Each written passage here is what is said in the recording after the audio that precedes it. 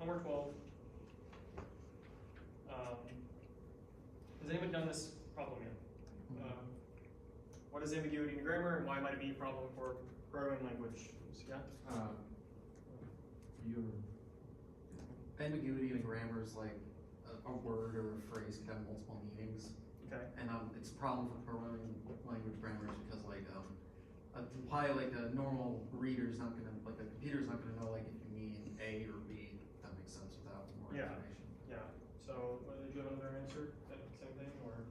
Ambiguity in grammar is a syntax grammar that can have multiple meanings, and it is a problem because programmers might expect one result from doing a specific input, and they will get the output wrong. Yeah, exactly. So, ambiguity means for programming languages specifically that one program or one expression or statement in a language can parse to multiple trees and they're all correct. So the example the book gives here is, let's say we have a statement. So have we gone over grammars in class, like how to specify grammars using rules? Sort of. Construction rules? Okay, so to go over that really quickly, the syntax that Dr. Zoll likes to use and that I like to use for expressing grammars is EBNF form. The big idea of EBNF is that you have these non-terminals, then an equal sign, and then these things in quotes called terminals.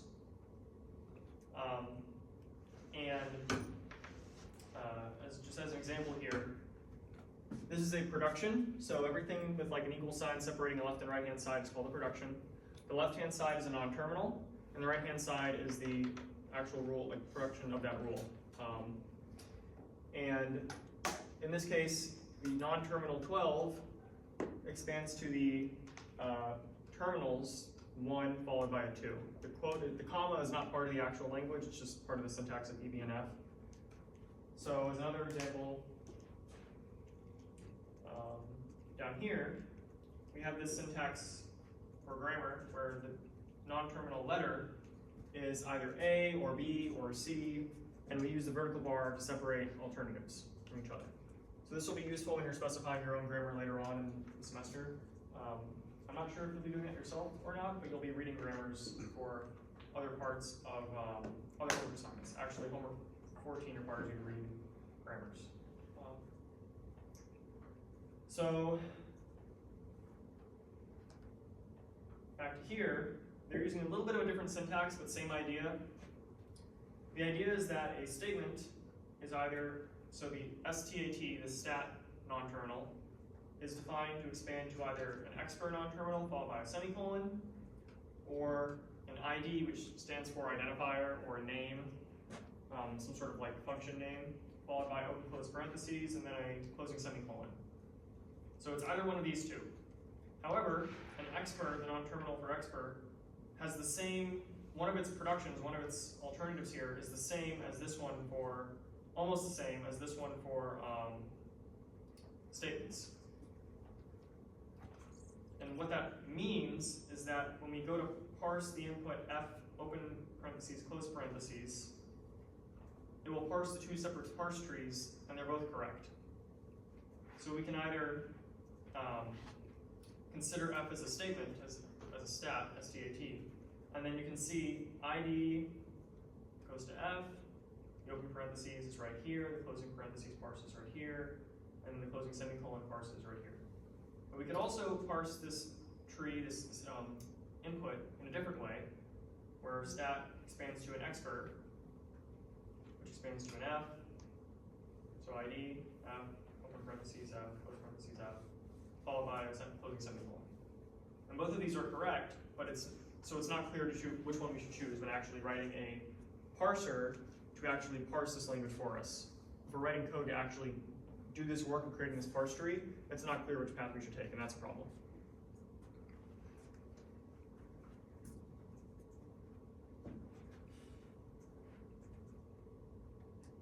So I know I went pretty fast. Any questions?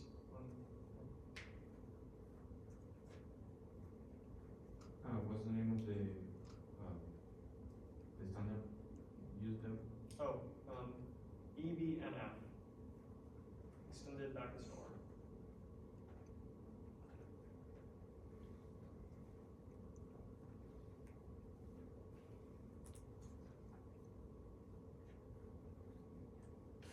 So now for homework 13,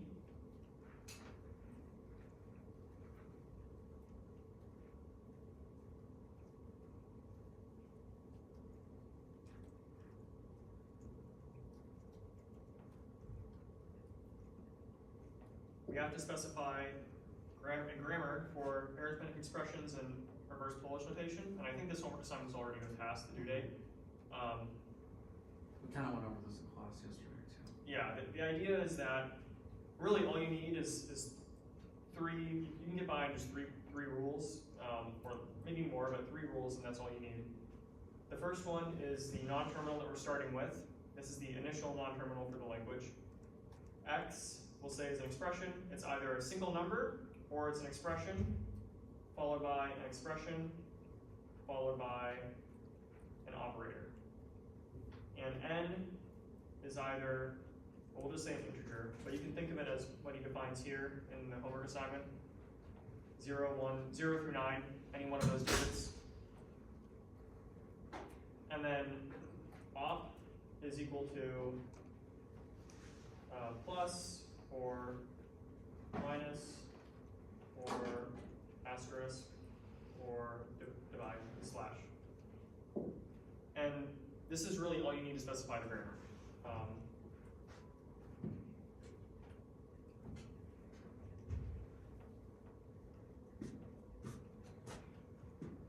So any questions about this? Maybe anyone that's thinking for a little bit. Did he give you this exact grammar in class or something similar? Not really. No. Okay. So what's the XX?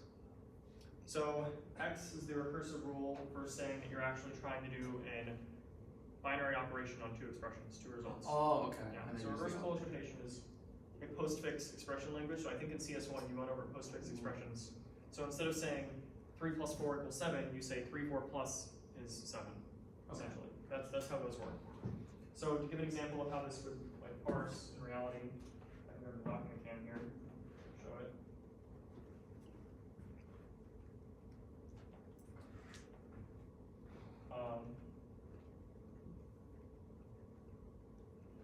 And zoom in.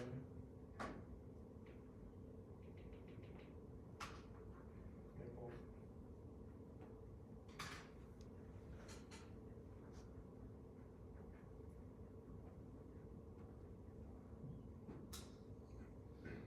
If we have an expression like just 7, then the parse tree for that would be x goes to n goes to 7. Okay.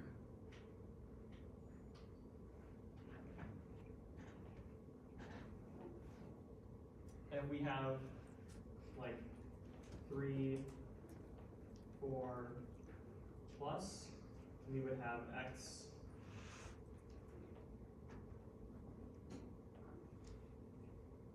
goes to x, goes to n, goes to 3,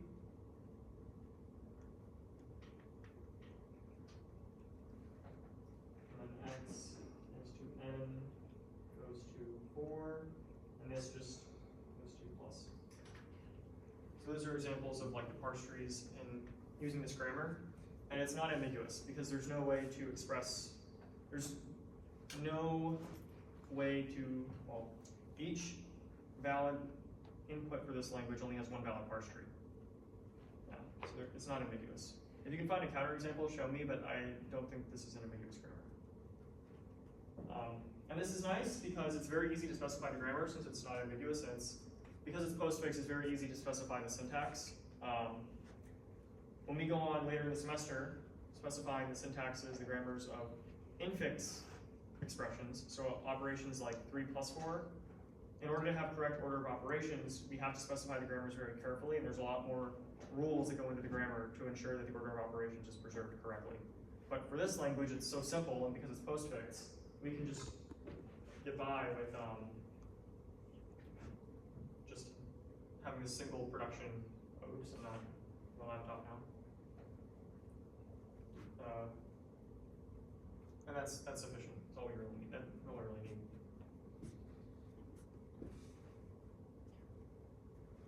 For your parse tree, shouldn't we go X and then op, then the sign?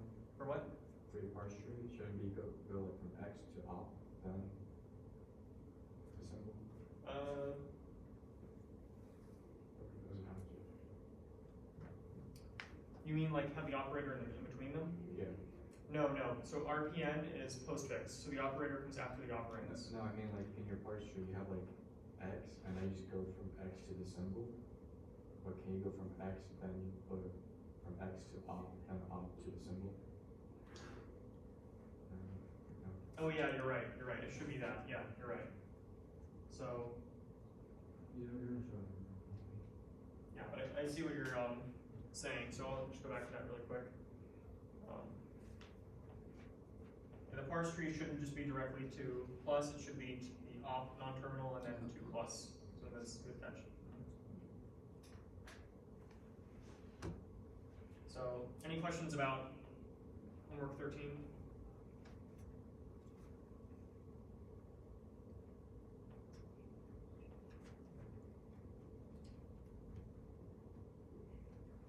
So let's go on to homework.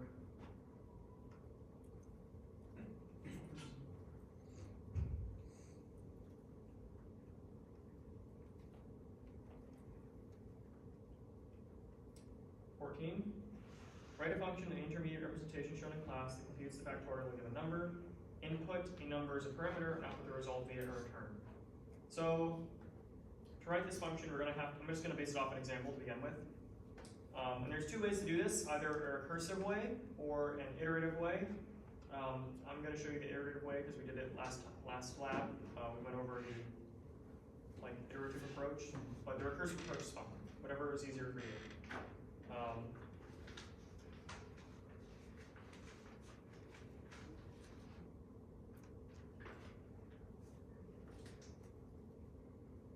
The intermediate language, which language are you using specifically? The grammar is at the bottom of the link that he posted in the homework assignment description. Yeah, The grammar is down here. I read it, but then should we just try to translate C into that grammar? Basically. You can, or you can just write it using the grammar directly. And parts of this grammar are a little odd. So when he has operand equals here like this, that's not actually part of the grammar. That's like specifying names for certain parts of the production, like special names for them. It's not actually part of the grammar. The things in capital letters are the parts of the grammar. Those are the non-kernels.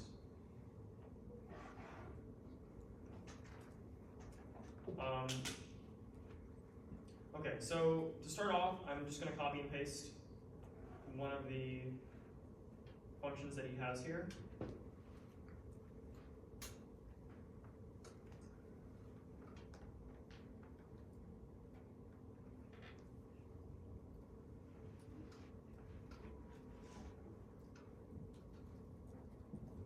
And our goal is to write a function that is a factorial function.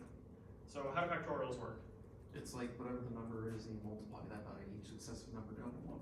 Yeah, exactly. So factorial 5 is 5 times 4 times 3 times 2 times 1.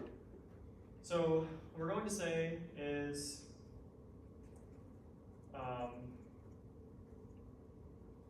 we're going to actually check if x is less than or equal to 1, go to n. And end, so end is a label. In this language, we actually have labels. We don't have like actual blocks, we actually just have labels. So your if statements have to say where they're going to if the condition is true. So if x is not less than or equal to 1, then we proceed with the body of the function, the rest of what we're going to be doing here. And I'm actually going to declare a local variable, another variable, for storing the value we're accumulating. I'm going to set it to 1 before we have our if statement. And we're going going to multiply y times the value of x, Mhm. and then decrement x by 1. And then you say like go to the if statement again? Yep, exactly. So go to top.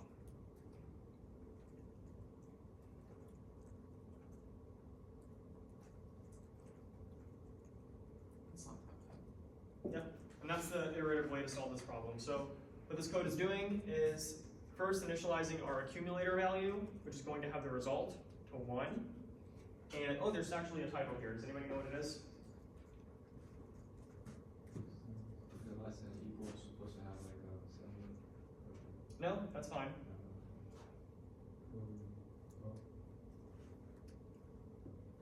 Is it a problem thing on the code itself? No, there's a wrong value somewhere.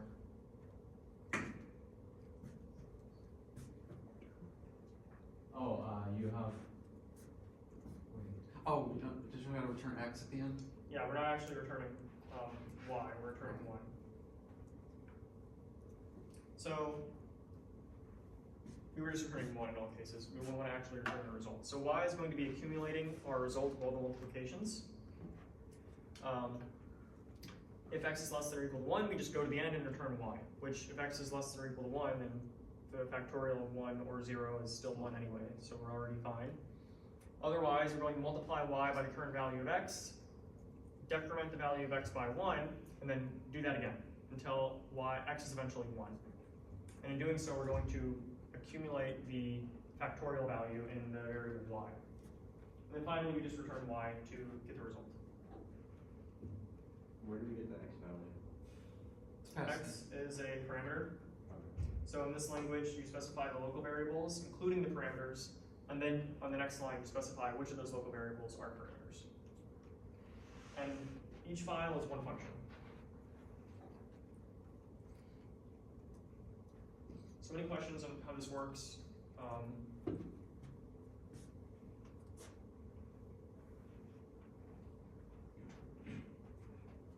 And we could do it recursively as well.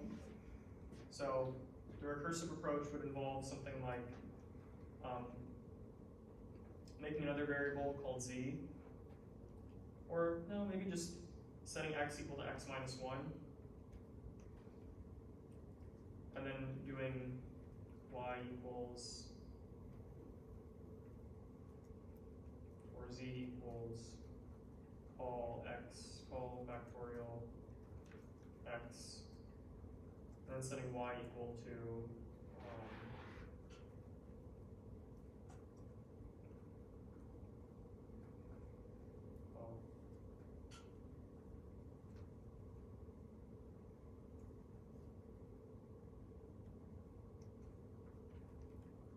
you would need 4 variables, I think, to do the recursive approach. Yeah. But the big idea is that you would call factorial x minus 1. You'd have to create a variable for storing x minus 1. And you can't use parentheses in this language, so everything has to be one line at a time. So that's the big idea if you wanted to do it like recursively. Calling this function to do the recursive call. So, but this one works. This is the iterative approach. It works fine. Do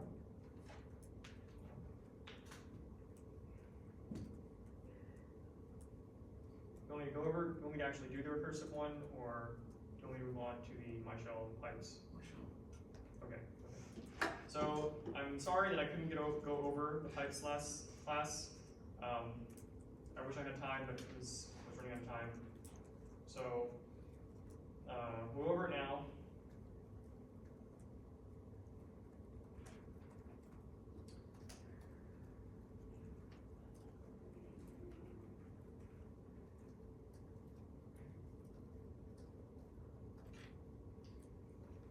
Okay. So this is what we had last time, right? This is what we had last time. With some extra error handling on the execdp case. Yeah. Oh yeah, Yeah. So now what we're going to do is, the big idea is we're going to split up the input into a series of commands, where each command is separated by a pipe. Okay? To do that, we're going to actually use something similar to what we have here with the string toke. And we're going to change this to be, instead of a space, we're going to use a pipe. And instead of words, we're going to declare a new variable called commands. So we just put it right under the one we had like that? Above, not under, but above. Sorry. So we're going to do char commands, and for the size, we're going to say max pipes is equal to 2. Since the project specifies that the max number of pipes we have is only 2, we can leave that, we can just use that. And since there's only at most two pipes, how many commands can we have? 2? 3. 3, yeah. 3 commands separated by pipes, by 2 pipes. So we'll have max pipes. We didn't declare that, but we did declare. Max pipes and plus 1. We're going to have a null terminator, or actually not plus 1. Plus, we'll just say plus 1 for now. We'll say plus 1 for now. Next pipes was 2. Yes, 2. Did you have to create a new array? Or a new like name? I had to create a new enum member up here for max pipes, and then a new array here for the commands. An array of strings. And we're setting max pipes plus 1 is the size, because if there's 2 pipes, there's at most 3 commands. Can you scroll down to the loop a little more? Just one line. Thank you. So this is essentially the same as the words, as the one we had before for iterating the words, except now we're iterating the, we're changing what we're tokenizing by, basically. And at the top you had commands was a pointer, right? Yeah. An array of pointers. And because string toke returns null on the last input, what we're going to do is actually locate one more than we need, so we're going to say 2 here instead, so that the array can be null terminated, that the last value in the array can be null. Also, for the words array, should it be plus 2, not plus 1? Because we have a special count. That's just an array of character arrays, right? Words is an array of strings. No, but commands. That's where you just store all of your commands separated by pipes. Yeah. Additionally. It's an array of strings as well. It's an array of character pointers. Yeah, but like it shouldn't account for like the program name or the null terminator. I saw that in the instructions. The program name and the null terminator. That's going to be in the, that should be in the, oh wait, what do you mean, the program name and the null terminator? Like you should have max words per command, and I think plus 2. Plus 2. I think the way we're doing it, we actually don't need plus 2. Okay, Yeah, I saw that, I think I know what you're talking about. I don't think we actually need plus 2 for the way we're handling this. Yeah, we don't need plus 2 for the way we're doing this. Because the program name is actually in this words array as well, right? Okay. So I don't think we actually need plus 2. Although, I don't know, it depends if you're counting the name of the program as one of the arguments. We can have plus 2 and it should be fine. Yeah. Anyway, so we have the commands array. Now that we have this, what we're going to do is we're going to create another loop.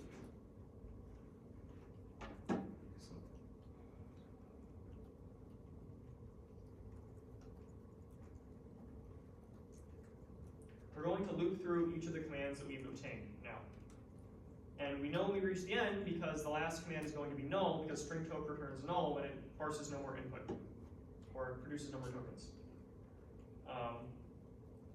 Can you do I++, or does it have to be ++I? I++ is fine. I just usually prefer I++I. So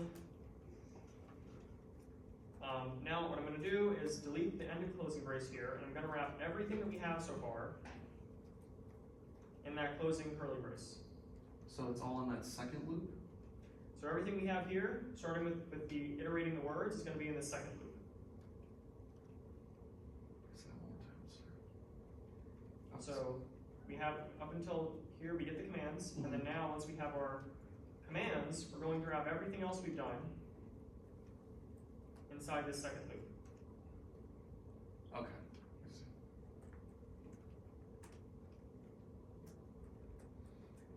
Now, we can't use I anymore because we already are using I as the iterator variable for our loop, so I'm going to have to change this to a new variable. I'm going to call it J. You have to say NJ up there? I will have to declare an integer variable called J, yes. So I'll call this J. How did you do that? Like you change just that section of characters? I have an extension in Vim that lets me just press Control N and multi-select. So Magic. it's called Vim multi-select. So I recommend looking that up if you're interested. It makes things a lot easier when you're changing multiple letters and multiple instances of an identifier. Can you declare the J in the loop, or do you have to do it up there? You can declare it in the loop. I prefer to declare my variables at the top of my functions, but you can declare it in your loop if you want to. So here we have, J. We're iterating the words here. Now we have to change this buffer to the command, or commands on. J? No, Commands on, yeah. Commands on, the current command we're on. do you do that for all of them? Or just, like, do the other words have to be commands, or is it just that one spot? Just that one spot because we were changing buffer for command. Okay, okay, Buffer for commands I. gotcha, The current command, that's what you can think of it as, the current command that we're iterating over. gotcha. So again, if this is like a whole input is the buffer, the commands are the parts separated by vertical bars, and the words are the actual words separated by spaces within those parts separated by vertical bars.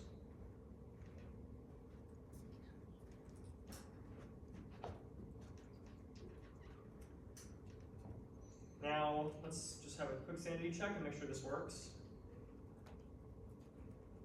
Oops. Tmux, Marshall.c, and echo hi still works.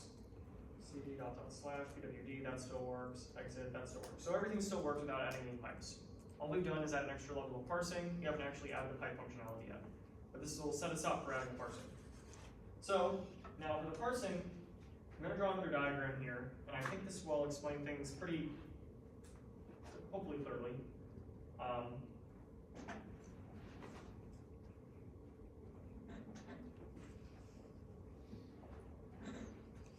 So let's say we have, well, the big idea is that the parent is not going to be interacting with the pipes. The parent is going to be orchestrating the children, and they're going to be connecting to each other via pipes. So you have the parent that's proceeding through the whole lifetime of the program.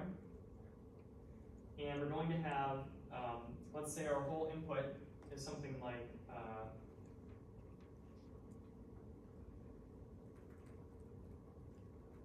echo hello, separated by, I don't know, sort, separated by word count, or pipe to word count. So we're saying hello, and then sorting the output, which won't do anything, this is just one line, and then we're piping that to word count.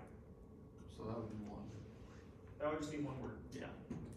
But the idea is that the parent is going to create a child for each one of these commands. Okay? And now, to actually do the pipes, we're going to create a single array for storing all of the file descriptors that we need for those pipes.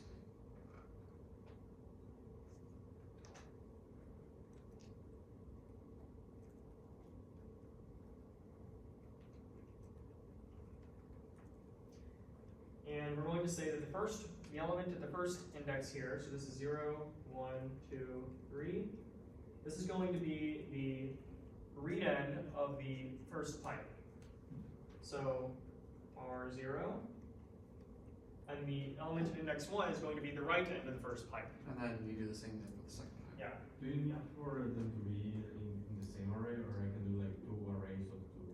You can do 2 arrays of 2 if you want to. You can do some person from last lab really liked 2-dimensional arrays, and he kept insisting that I use the 2-dimensional array instead. So either one works. I prefer the 1-dimensional approach. Just seems simple to me. You do a little bit of math and everything works out. So Is this a pipe with 4 file descriptors? this is going to be an array for file descriptors for the write and read ends of pipes. So R0, write end of the first pipe, W0, or read end of the first pipe, or W0, write end of the first pipe, etc. Or you can create just like 2 pipes, array size 2, right?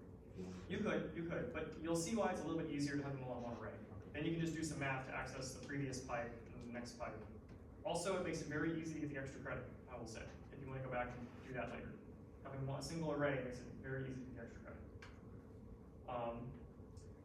So now the big idea is that the first command is going to read from standard in, and it's going to write to the right end of the first pipe. The second command is going to read from the read end of the first pipe And then write out to W1. and write out to the right end of the second pipe. The final command is going to read from the read end of the second pipe, and it's going to write Standard out. the standard out. So the big idea that we can kind of like take away from this is that the command at index I reads from the read end of the pipe at index I-1, and then writes to the right end of the current pipe. And the first command, the one at I equals 0, is going to read from standard in, and the last command, the one where, the last command, is going to just write to standard out. And so now, the code is going to be just implementing that logic, that idea, that pattern. Is that it after this? That's it. Okay. So, Yep. So, any questions so far on what we like conceptually what we're going to be doing? I hope my handwriting is like legible. it's pretty legible. Okay. I've seen worse. Mine's worse. So I'm going to go back to my laptop, and we're going to try and wrap this up. So the first thing you need to do is declare an array for the file descriptors.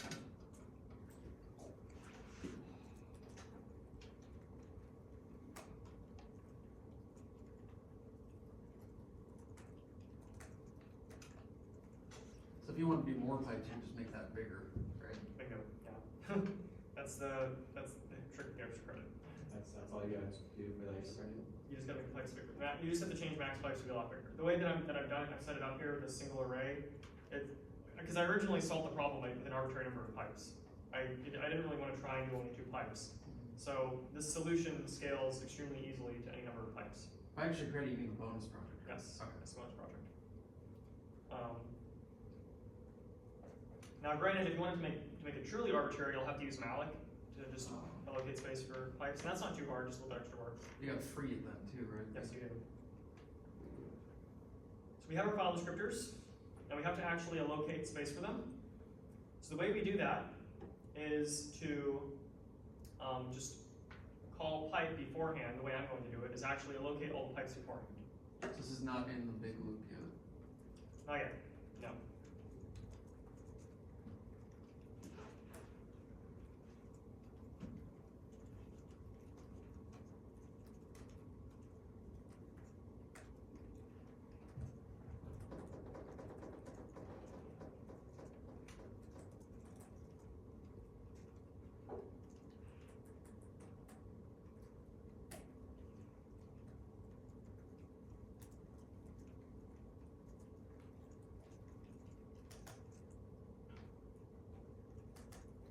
I'm not going to be doing error handling, but make sure to check for errors when you're doing this yourself.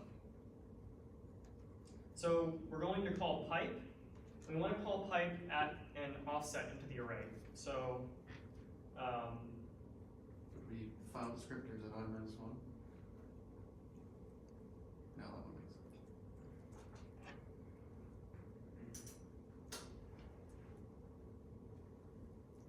looks more like this. So we're doing pointer arithmetic, and we're getting an offset into the file descriptors array. And then we're calling pipe there. And what that will mean is that every interval of 2, pipe will set the element of that index and the following index into the read and write end of a pipe, respectively. Oh, that makes sense, okay.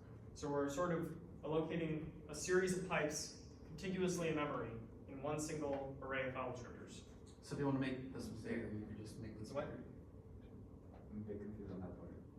Yeah, so this is pointer arithmetic, as in we're getting an offset into an array. So we're saying, give me FDS starting at index I times 2. So it would be like a, say if I 0 would be at the first index? Yep, exactly. Okay. And that allocates the first read and the first write. Interesting. And then if I equals 1, we go FDS plus I times 1, I times 2, that's FDS plus 2. At index 2, we allocate the read end of the second pipe, and index 3, we allocate the write end of the second pipe. And then you do I plus 1 for the commands for a reason. Oh, to say that we're not the last command, because the last command doesn't need its own pipe. The last command does not need the last command just writes to standard out. So it doesn't need its own pipe. So then if we had more pipes, we just have to make this go on for longer, basically. I guess you're already doing that in a sense. I'm already doing it. This Yeah. loop already handles that Sure. case.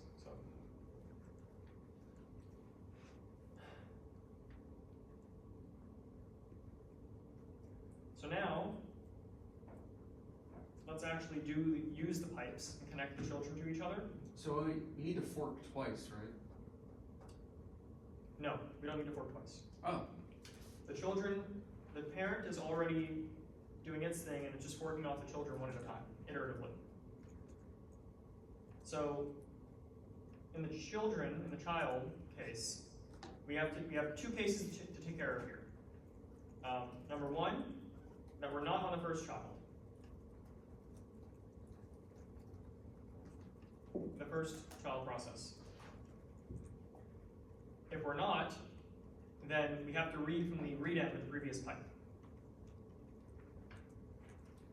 So, first, to do that, we have to use dup2 to actually redirect standard input to that of the previous pipe. So I'm going to say standard in file node second argument, and the first argument is going to be file descriptors I minus 1 times 2. that makes sense. So, what does this give us? This index here, I minus 1 times 2. What does that specify? What does that indicate? The read end? The read end of the previous pipe. I minus 1 to go to the previous pipe, and multiply it by 2 to get the correct offset into the array. Then we'd have to do error checking for all this, right? You should do error checking for all of this. Now, since we just duplicated that pipe, or that file descriptor, we no longer need it, we need the copy, and we can close it.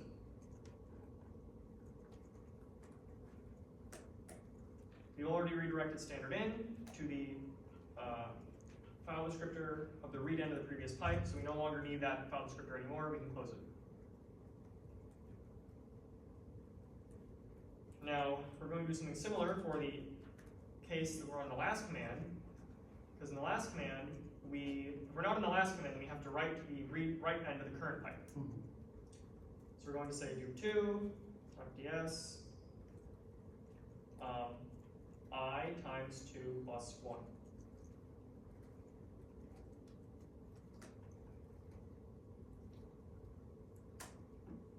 So this gives us the current pipe, and then plus 1 gives us the right end of the current pipe into our file descriptor array. So if that's... Oh wait, oops. My syntax is a little wrong here. I meant to say if null is not equal to commands I plus 1, because if that's the case, then we're on the last command. Then you call dup2. Then we call dup2.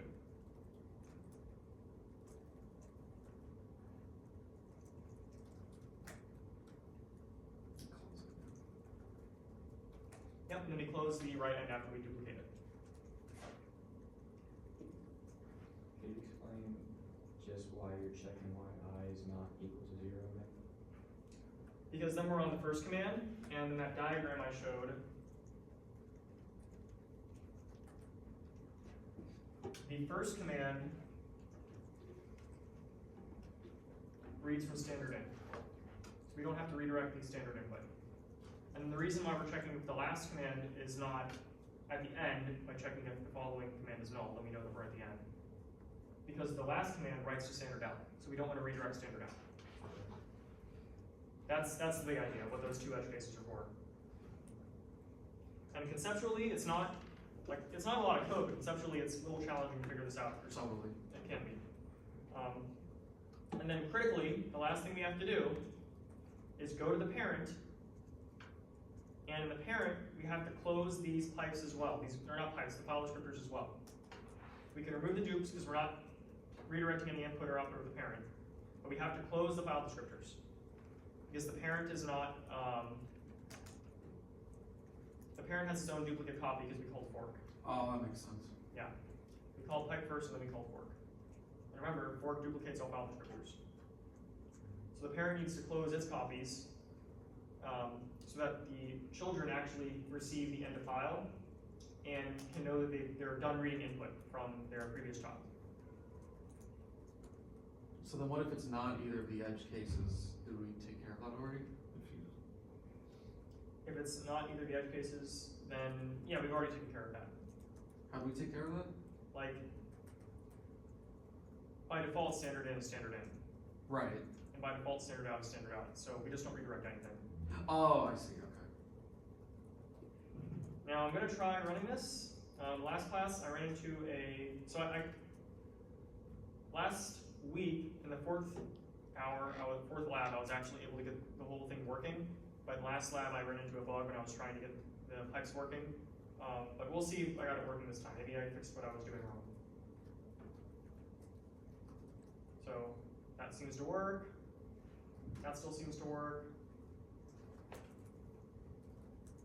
Okay, a single pipe seems to work. Cat,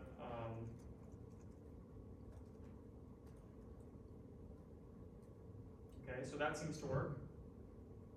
Cat and then sort seems to work. But now let's try two pipes. Echo high, word count. Echo high, word count. I'm just gonna type word count to word count, it should be fine. And it works. Cool. So whatever bug I had last time, I fixed it. But yeah, Can you close out the terminal again for a second? Just want to see. Thank you. so that's how you do the MyShell project.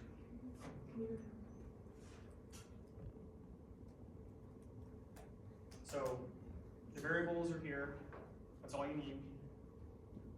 No dynamic memory allocation. It's pretty lean, I'd say, the solution. And you don't have to call that exact once at the end? You call what? Exact, like just at the end of the child case? Yeah, so that's the only time you call it. And again, I'm not adding error checking here. So make sure to do the error checking yourself. I just didn't want to spend extra time because we're already actually at time now. So just make sure to call, check for errors. Can I smell that one more? Okay. Thank you. So what I can actually do is,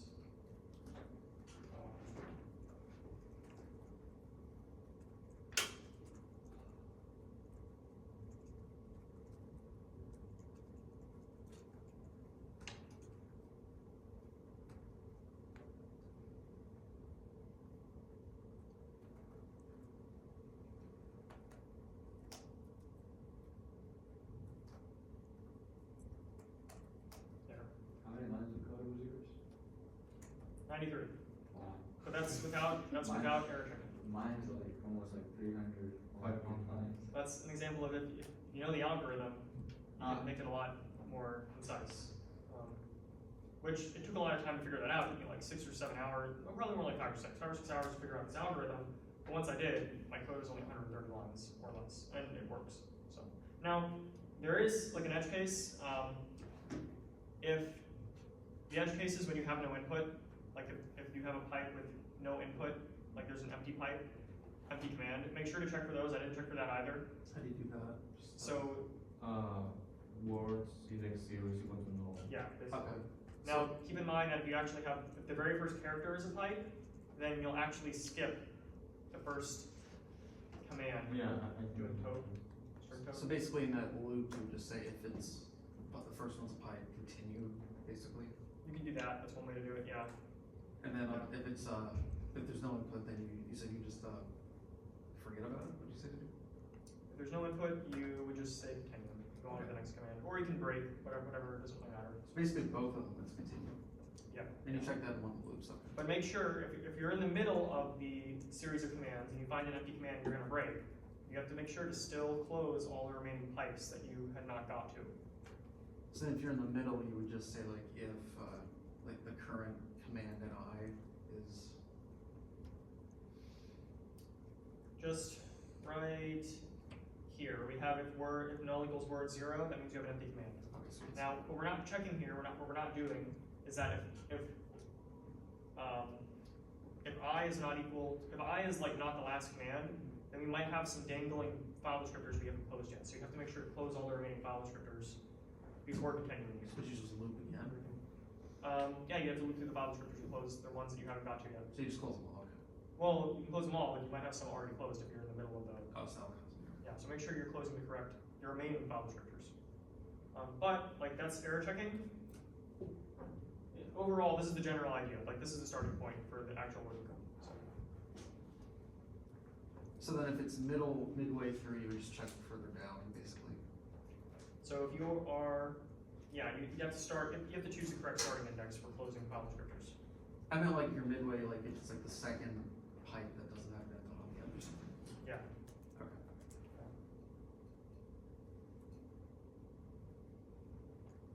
Yeah, so that's it. Any questions? Thank you.